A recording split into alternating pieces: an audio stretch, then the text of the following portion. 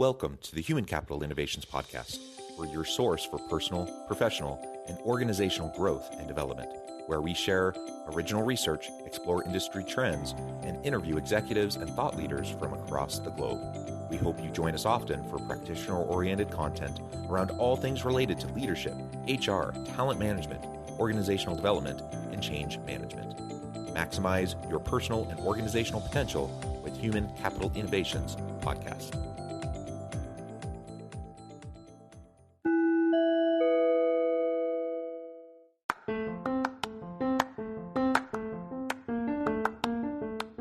If you enjoy the Human Capital Innovations Podcast, enjoy ad-free listening by going to the Patreon page, and please consider contributing even at the producer or sponsorship level. And please leave a review. Thank you for your support.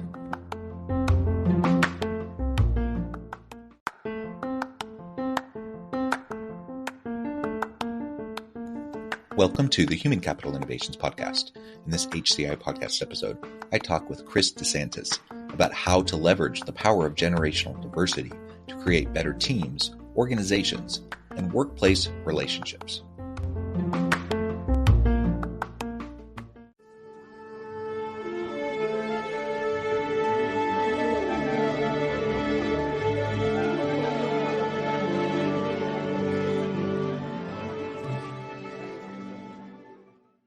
Chris De Santis, welcome to the Human Capital Innovations Podcast. Thank you. Thanks for having me, John. I almost called you Jonathan. No, you can call me whatever you want. It's funny. Years ago, I teach at the university and I had students, sometimes they'll give me nicknames, and they'll tease, and joke about different names. And one student started calling me Dr. West instead of Dr. Westover, Dr. West Beard. I had a big beard at the time. And then somehow that morphed into Kanye West Beard. So that became, and it stuck. So for the semester, all my students in that class called me Kanye West Beard. And I just rolled with it. It's whatever. Anyways, that's neither here nor there. Chris, it's a pleasure to have you. Thank you for joining me today. Where are you joining me from? I am in Chicago, John. I'm not quite downtown, Lincoln Park, if anybody's familiar with that part of the city. Yeah, perfect. I'm south of Salt Lake City in Utah. Pleasure to be with you. And today we're going to be talking about how to leverage the power of generational diversity to create better teams, organizations, and workplace relationships. As we get started, I wanted to share Chris's bio with everybody. Chris De Santis is an independent organizational behavior practitioner, speaker, podcaster, and author with over 35 years of experience working with clients and professional services firms, both domestically and internationally. Over the past 15 years, he has been invited to speak on generational issues in the workplace at hundreds of leading U.S. law and accounting firms, as well as many of the major insurance and pharma companies. His new book is Why I Find You Irritating: Navigating Generational Friction at Work. A pleasure, again, to have you. I'm excited to talk about that and the related issues. Anything else you would like for me or my audience to know about you or your background or personal context before we dive on into the broader conversation? No, I think this sort of sets the stage. I think it's really about the message, not about the credentials at this point. Let's start by just kind of distinguishing the different generational stages. There's lots of terms thrown around for these, and I suppose it probably doesn't matter all that much what term we end up landing on, other than just so we know what we're talking about. But how do you break it down and describe the generational cohorts? Well, let me back this up a little bit, because I think to lay the foundational piece to this is I like to set the stage as we see the world not as it is in terms of an objective view, but rather our perception of the world predicated on the experiences we had growing up. So if that is the case, then a generational sort of group is around a common experience, or common experiences. And so in the United States, our culture, boomers. I address in the workplace, I address boomers. I talk about Gen X. I talk about the experiences of millennials. And now recently I talk about Gen Z, because they are now entering into the workplace. The generations on both ends of that are traditionalists who precede boomers. And then the newest generation is just a placeholder name called Gen Alpha, because they're starting the alphabet again, I guess. I love that. Right. Eventually we'll just, every letter in the alphabet, right? Yeah. And there's always different terms. I'm kind of right on the cusp. So I was born in 79. So that's kind of right tail end of Gen X, right at the very beginning of millennials. Some have termed it the Zennial generation, kind of that in between. I can explain a little bit of that. See, I don't think we are siloed. This is one of the problems when you talk about the topic or when the topic is addressed, is the assumption that boomers are in a silo, or Gen X is a silo, rather. We are not that way. We are much more in forms of a wave. There's a wave that comes in sort of into play that sort of distinguishes itself relative to a generation that preceded it. And then those distinctions become normative in terms of how we see that generation. But as that generation starts to, I would say, latter groups are born, they sort of, as you experience, you wash into the next generation. So you are in effect a cusp baby. And so as a cusp baby, to your point about being a Zennial, is when you describe a Gen Xer or you describe a millennial, you say to yourself, hey, I'm a little of this, I'm a little of that, but I'm not either or. And so in that sense, that's really the point here, is it's the narrative of who you are that really defines who you are, not the category by chronological age that you fall into. So.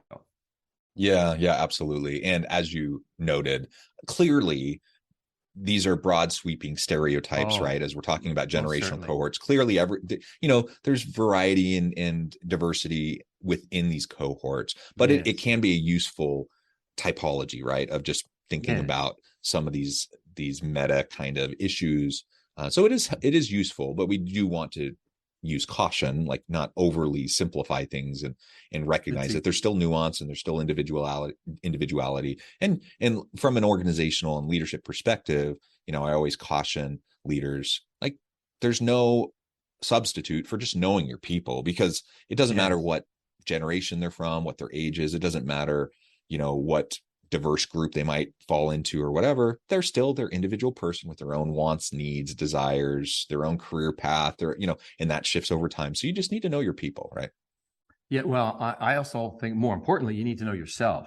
And so when I speak to the topic, I say, what story reflects your experience?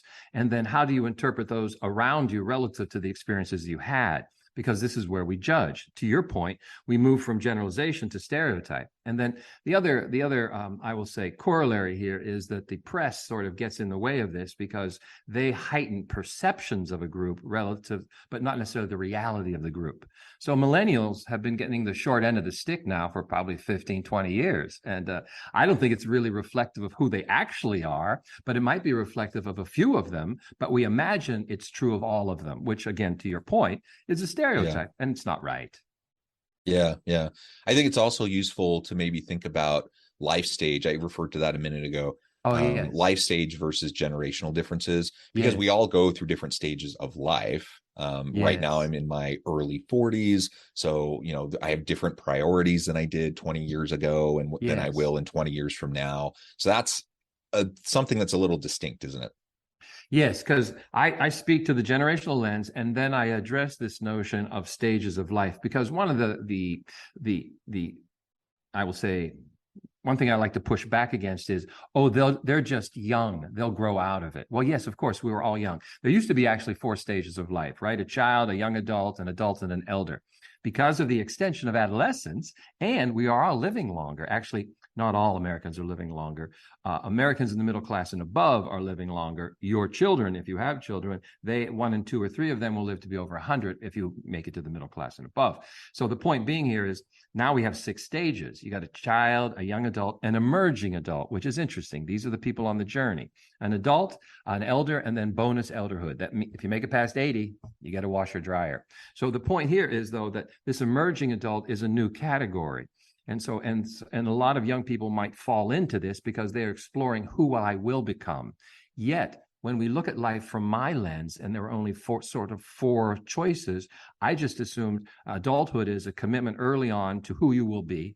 And so when I see young people who haven't decided yet, I worry about them. I think, wow, I love this. When I was your age, which is, I always caution people, don't ever start a conversation with that, because you're turning off the other. You're turning them off immediately, because this is turning into a lecture. You see what I'm saying? And not a dialogue.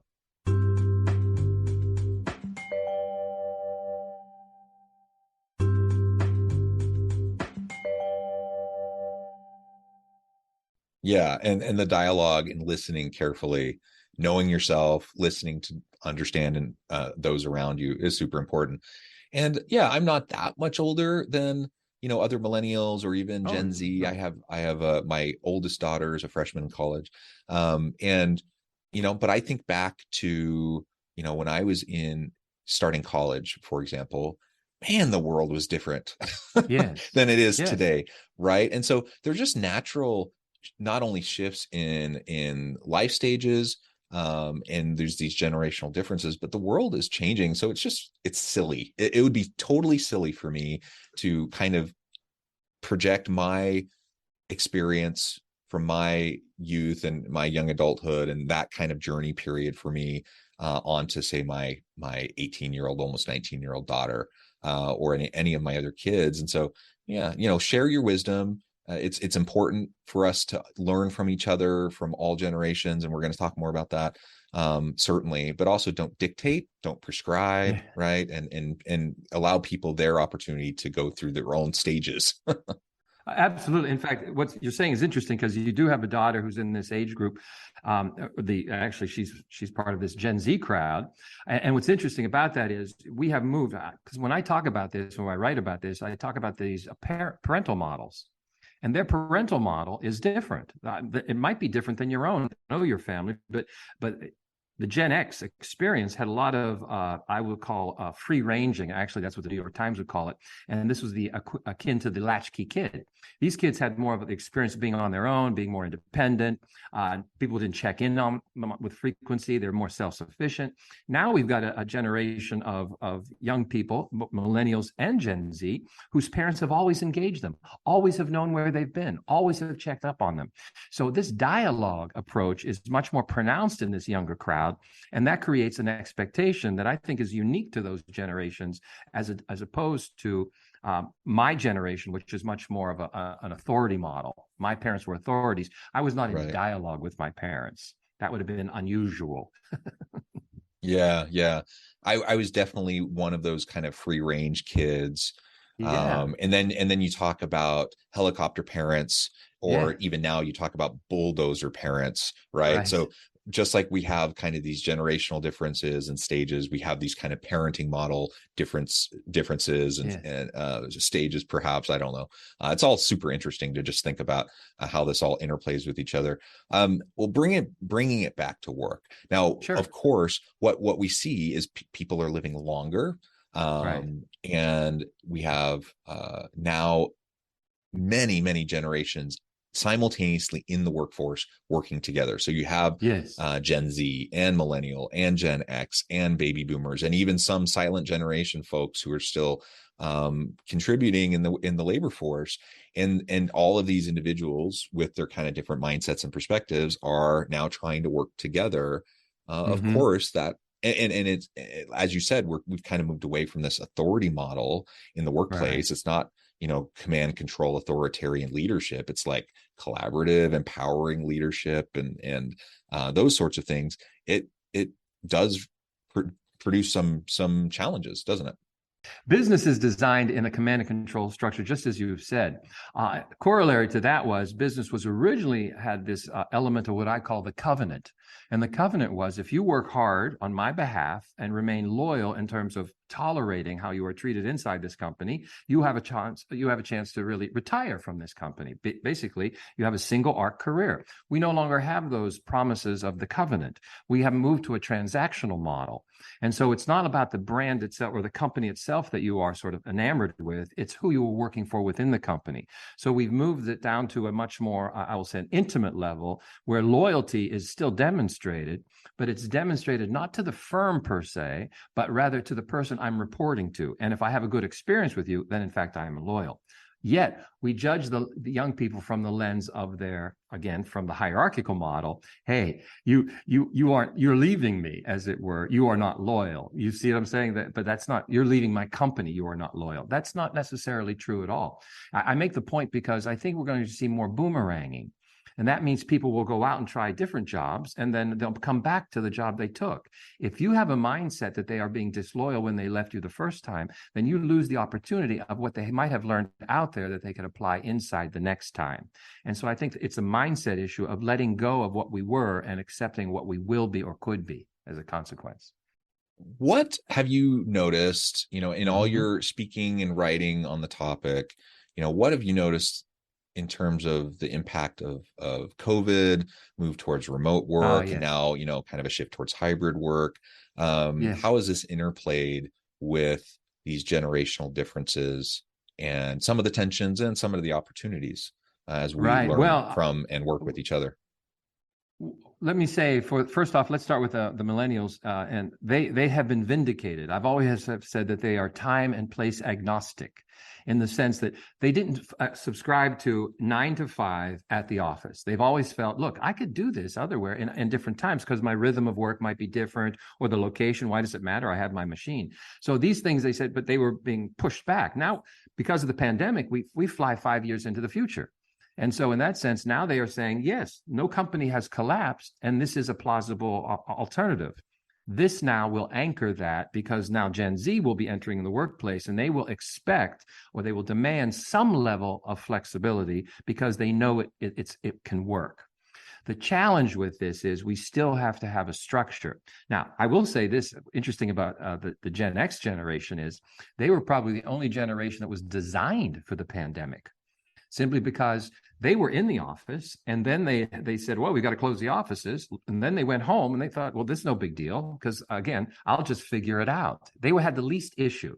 I think the people that are most affected by this were the boomers, who had strong habits towards going to and from, and the young, who have no mastery of what they are doing yet, who require that help of others. So I think these things, we are still looking. This is mimetic theory.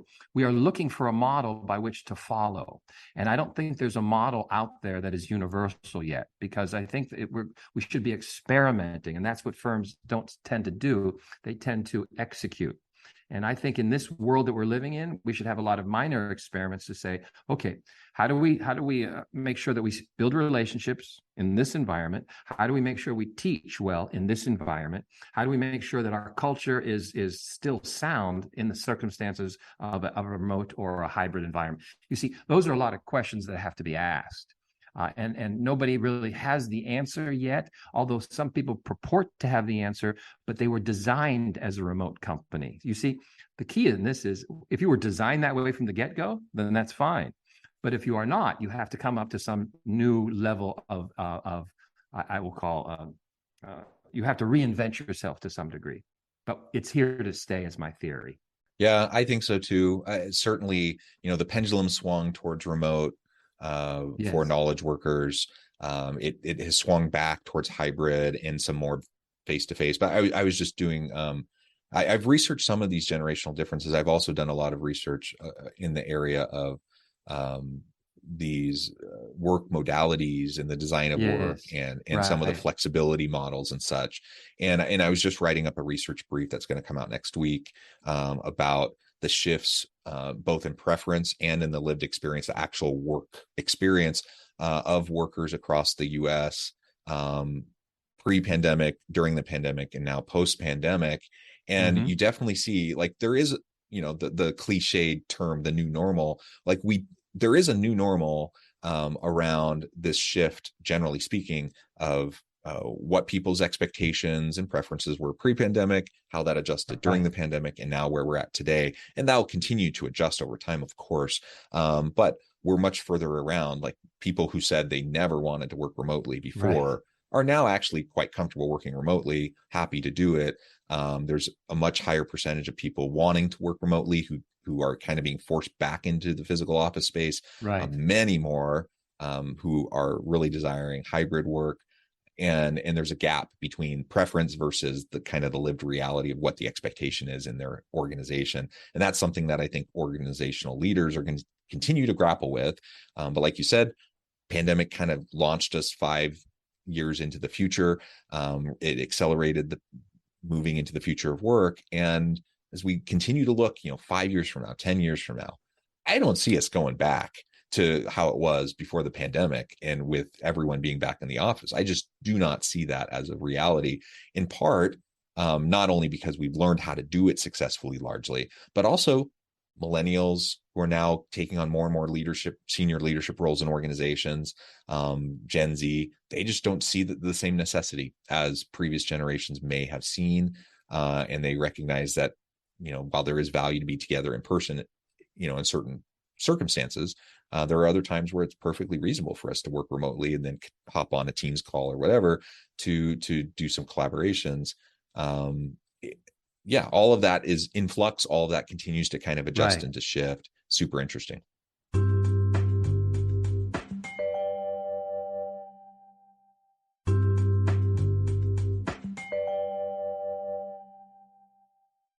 Well, let me make a couple of points. One really quick one is boomers who are still in charge in a lot of the larger companies are the ones who probably the most insistent in wanting to bring people back. And I think it's a misread to imagine they're doing this to their employees. I think you have to take it from the other perspective, again, trying to understand the other. They're doing this for them because they find the place of work was where they built their friendships, where they learned the most, where they had their crucible experiences sort of that netted them the network that they have. All of those things are part and parcel to their success. So they're just trying to say to you, this is how I succeeded. I would like you to succeed as well, but this is the only path I know to do that. Now, your generation is coming along. You have always been biased towards your independence, biased towards that. And you've always been a little resistant of authority. So you don't like to impose. You don't want to impose on others or to have sort of this high structural. You know, the thing that most irritates your generation than any other trait a human can possess? Micromanaging. It is something you are just disdainful of that. Now, the problem the challenge with this is you're all in with having more of a hybrid or remote environment, mainly because A, it fits your disposition, but B, you have mastery of what you do.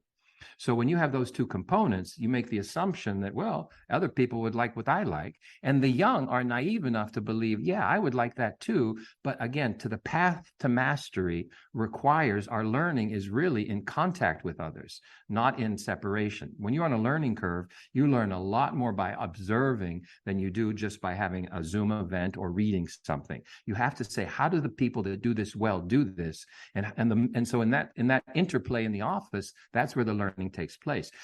I just feel the leadership, which will be your crowd, will be slightly resistant to that message because they will be of the mindset, oh, I figured it out, they'll figure it out. But we've raised a generation of children who are highly collaborative.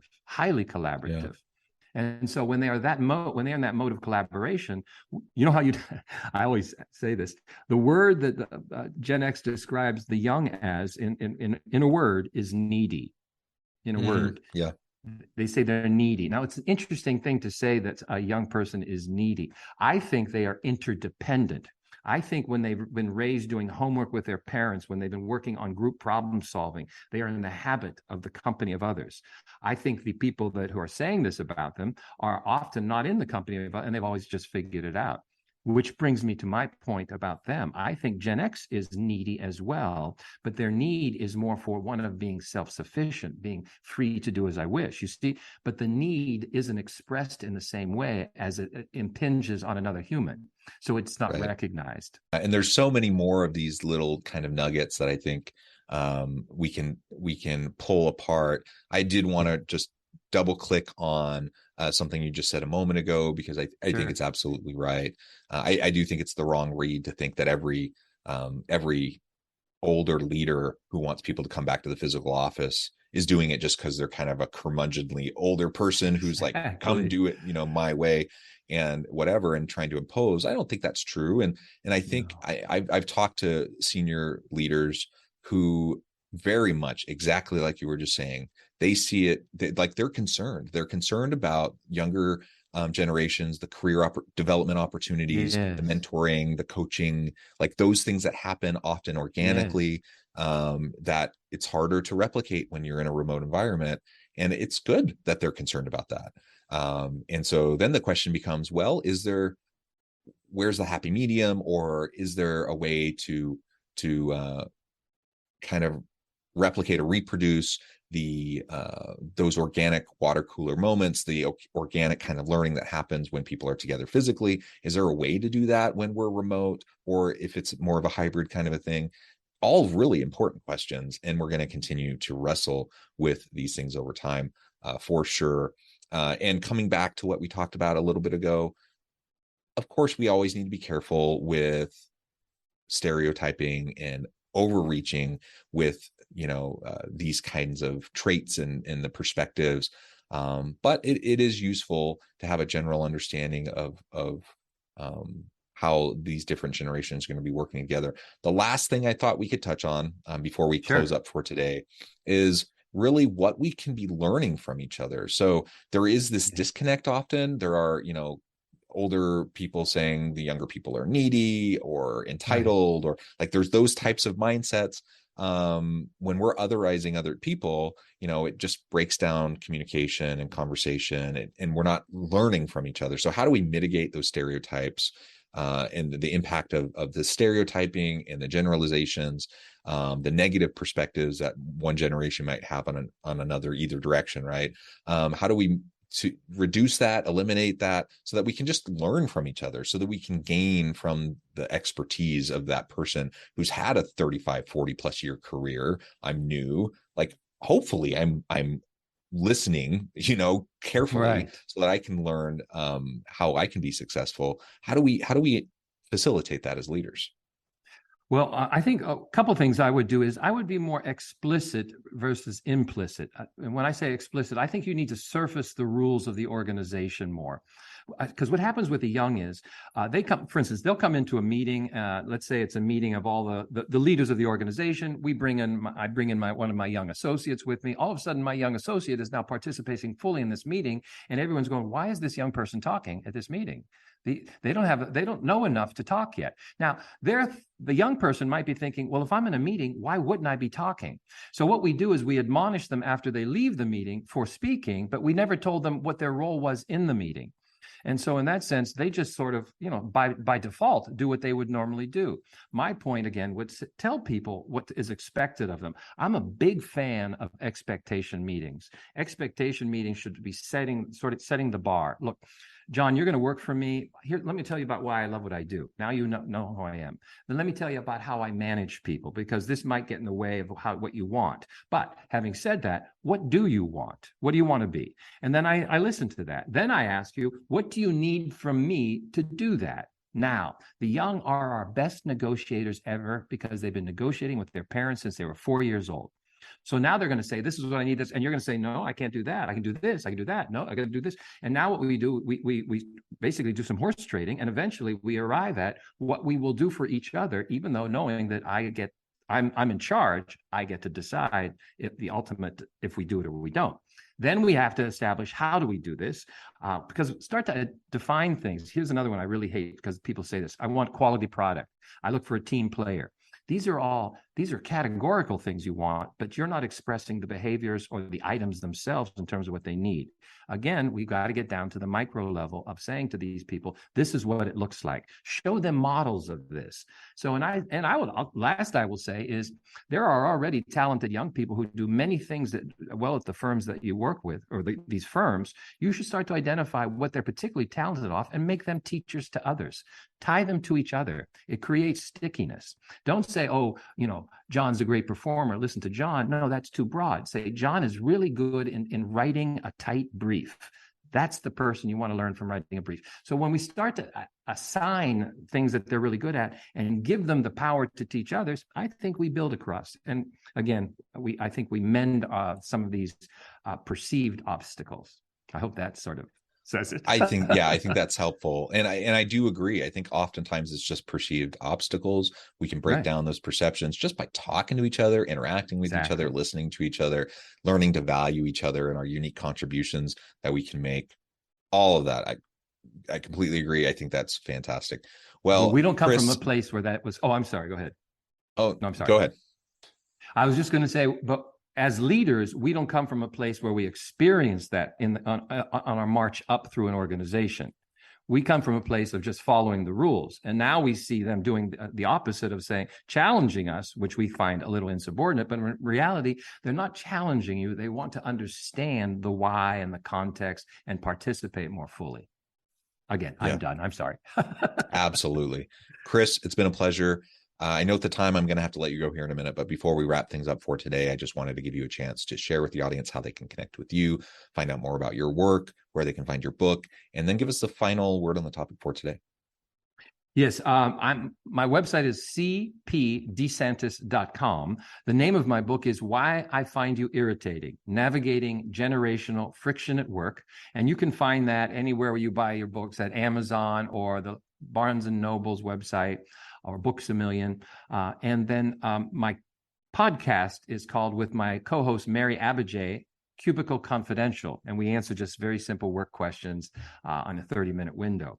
Other than that, I would just say, all of you who are listening to this, is be a little more, give the other party the benefit of the doubt. That's what all I'm asking, because they're a rational person and they might be doing something differently than you would do it. But you have to say, first ask, why are they thinking the way they're thinking, as opposed to thinking they're doing it incorrectly? The benefit of the doubt. Yeah. Yeah, I love it. Chris, thank you so much. It's been a real pleasure. I encourage my audience to reach out, get connected, find out more about what Chris can do for you. Check out the book, check out the podcast. And as always, I hope everyone can stay healthy and safe, that you can find meaning and purpose at work each and every day. And I hope you all have a great week. Do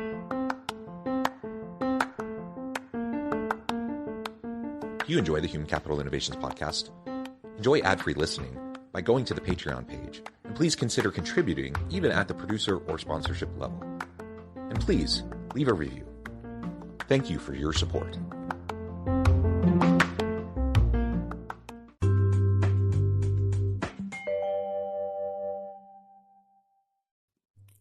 Thanks again for joining us for this episode of the Human Capital Innovations podcast. I hope you stay healthy and safe, and that you have a great week.